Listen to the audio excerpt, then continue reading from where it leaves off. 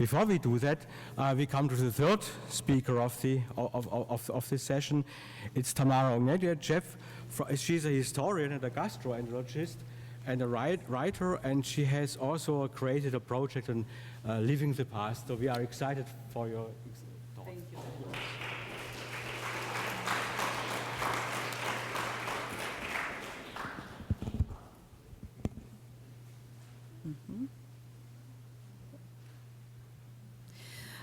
Hello, everybody. Thank you very much to organizers, to Carmen before all and her team. I'm very honored to be here and very honored to present an, let's say, unorthodox research. My learned and very respected colleague, Professor Vuketic, actually gave me a kind of a Schlagwort for what I plan to do, because he was talking about that old, you know, actually old belief, we are what we eat. That belief changed many times during the human history, because when we started our project and when we started our research, we actually was thinking from the position of the person of 21st century. The person in medieval period and Neolithic period and Renaissance period has completely different approach towards food and culture of eating and culture of dining. I'm primarily art historian, and the Living the Past project started as a part of my curiosity. As an iconographer, I was curious. You see that beautiful fresco. It's Manasija Monastery. It's early 15th century, central Serbia. We concern it a kind of a pre-Renaissance period in fresco painting of the period. I was wondering, well, is it an illustration of everyday life in medieval period, or it is a symbolism? Because there is a huge difference between Western and Eastern Orthodox, Catholic, Protestant, Lutheran approach toward the holy images. Somehow the countries belonging to what we know as a Byzantine Commonwealth or Byzantine Circle, while painting, the religious paintings are much more in the heaven, contemplating, you know, the stuff that are actually more religious than everyday things. Contrary to that, the Western art, especially in Renaissance and Baroque period, turns towards the genre and episodes actually where they try, when they do the religious themes, to illustrate it with the scenes from everyday life. And of course, I was curious. We don't know much about medieval period in Serbia. We know about famous battles and political episodes and everything, but I was curious, what was the life of ordinary people? What was the life of everyday person? And what did they eat? How it started? Because we live in a food-centric society that is overwhelmed in the last 20 years with photographs of food, with television production about culinary shows. We have the chefs who are becoming, you know, big stars like, you know, Hollywood stars. So I was very curious, how was it in the past? And what happened, what actually we inherited from our ancestors. Every country in Europe in the 19th century, when it started the creation of Europe of Nations, chose to show some part of its past that they concerned very important, the most glorious, etc., etc. In Serbia, this is a medieval period. So it started with an image. This image that represents the famous wedding in Cana of Galilee. Actually, we believed for a long period in time, even in the science, that this is the illustration of the court way of eating of the noble people of the early 15th century. But, excuse me, let me just check out how this works. Okay.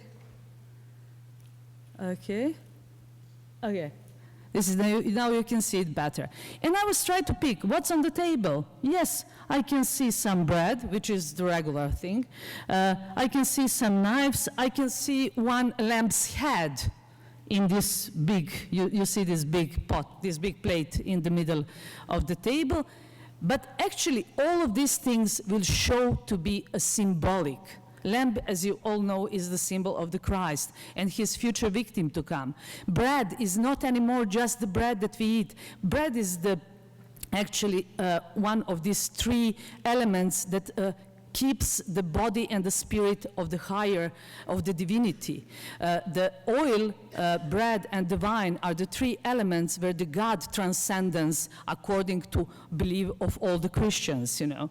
So, when I figured out that actually image is not giving a response, the center that I run with my colleagues, who are mostly art historians and archaeologists, we decided to gather the team of people, the expert team, because we wanted to see the wider picture.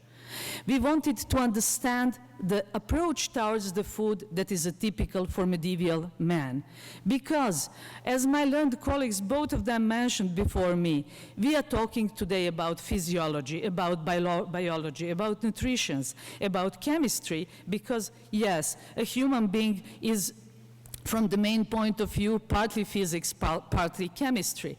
But the people in medieval period do not know that. They don't have our knowledge. For them, since it was a hard thing to provide the food, they, depended on many elements that we do not depend, thanks heaven, now.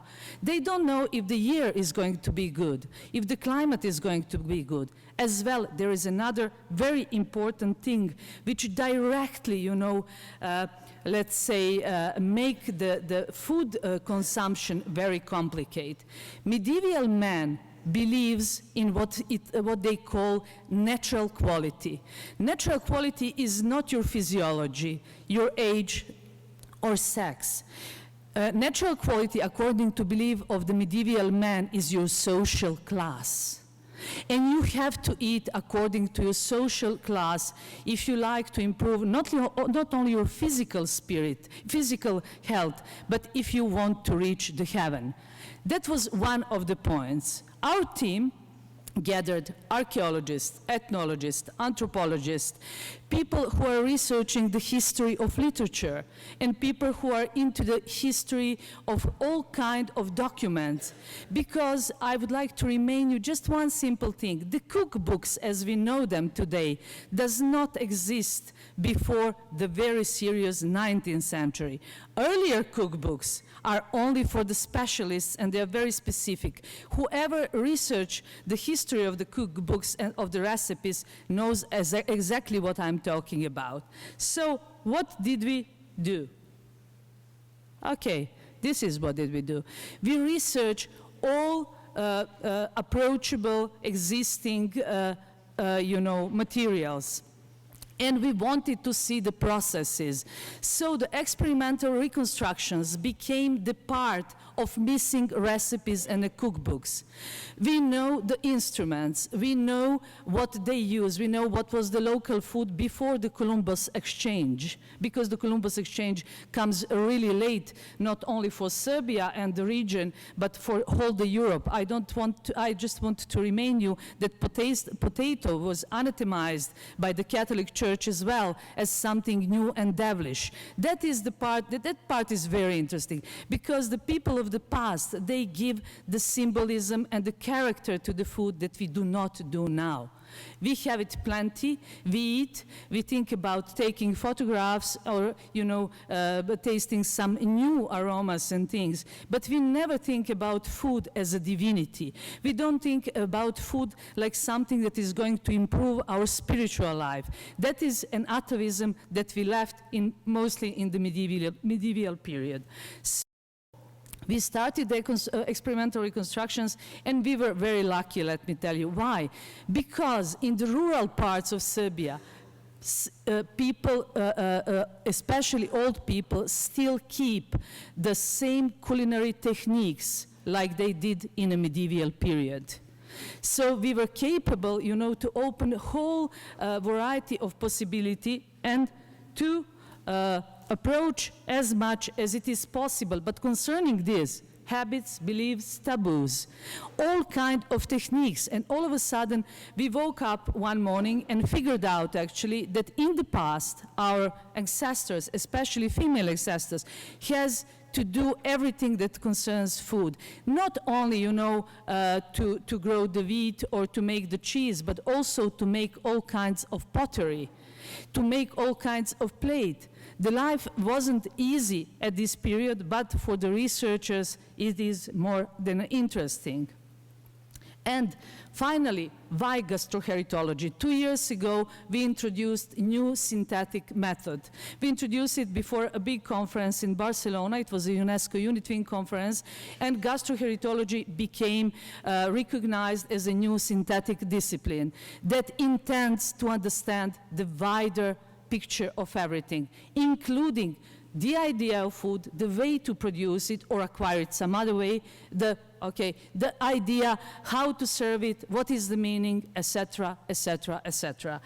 It is not an easy method. It demands a team of experts, and I'm very happy and very proud to tell you that we are managing that just fine. And right now there is 20 people, it's an international team who is doing this. We reconstructed 30 recipes and it's going just nice. Thank you very much for your attention.